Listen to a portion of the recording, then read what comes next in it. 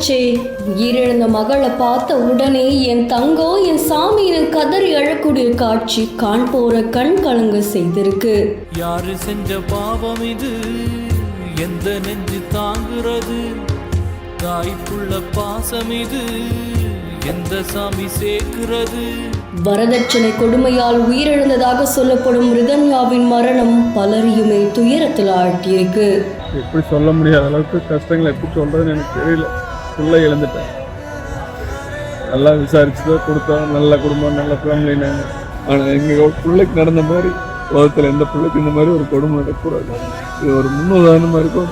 திருப்பூர் மாவட்டம் அவினாசி கைகாட்டிப்புதூர் ஜெயம் கார்டன் பகுதியில் வசிச்சுட்டு வர்றவங்க தான் கவின்குமார். இவருடைய மனைவி 27 வயதாகக்கூடிய ரிதன்யா. இவங்களுக்கு கடந்த 3 மாசங்களுக்கு முன்னாடி தான் திருமணம் ஆகியிருக்கு. இதுல குடும்ப தகராறு ஏற்பட்டதாகவும் கூறப்படுது. இந்த நிலையில தான் அவினாசியில இருந்து காரை ஓட்டிட்டு வந்த ரிதன்யா முண்டிப்பாளையம் பக்கத்துல செட்டிப்புதூர்ல காருக்குள்ளேயே விபரீத முடிவெடுத்து கொண்ட சம்பவம் பலரையும் அதிர்ச்சிக்குள்ளாக்கியிருக்கு.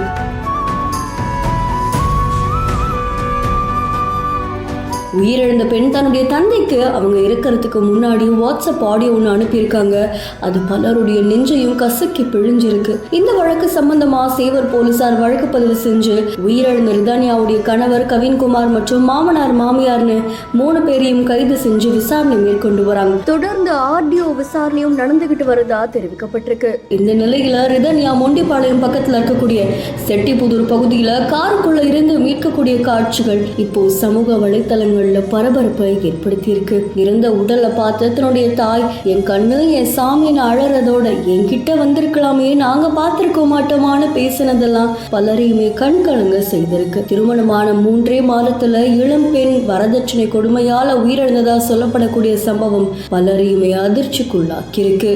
இதை பார்த்த பல சமூக ஆர்வலர்கள் அவங்களுடைய வேதனைகளையும் கருத்துக்களையும் தெரிவிச்சுட்டு வராங்க. எந்த ஒரு பிரச்சனைக்கும் விபரீத முடிவு தீர்வாகாது. அப்படி ஒரு எண்ணம் தோன்றுச்சுன்னா உடனே தமிழ்நாடு மெடிக்கல் ஹெல்ப்லைன் நம்பரான 104 அழைக்க சொல்லி வலியுறுத்தி இருக்காங்க.